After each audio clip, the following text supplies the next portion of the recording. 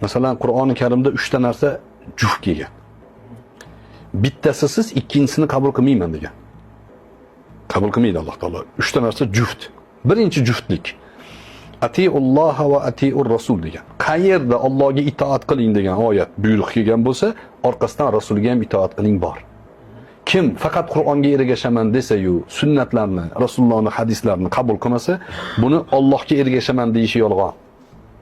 Bittasi bu. Ikkinchisi va aqimus solata va atuz zakata kelgan. Namozni qoyim qiling, zakotni ado qiling. Bir kishi namoz o'qisa, zakot bermasa, zakot bersa, namoz o'qimasa, bu ikkalasi ham qabul emas deydi. Uchinchisi va qada robbuka alla ta'budu illa iyyahu va bil validayni ihsana degan. An ishkurli va li validayk degan. Menga shukr qil, ota-onangga shukr qil degan. Alloh hukm qildi o'ziga ibodat qilishlikka va ota-onaga yaxshilik qilishga. Allohga ibodat qilish bilan ota-onaga yaxshilik qilish juft kelgan. Kimda kim ota-onasiga yaxshilik qilmasdan 5 vaqt namoz o'qiyotgan bo'lsa, to bu yaxshilikni joyiga keltirib bo'lguncha u qabul bo'lmaydi.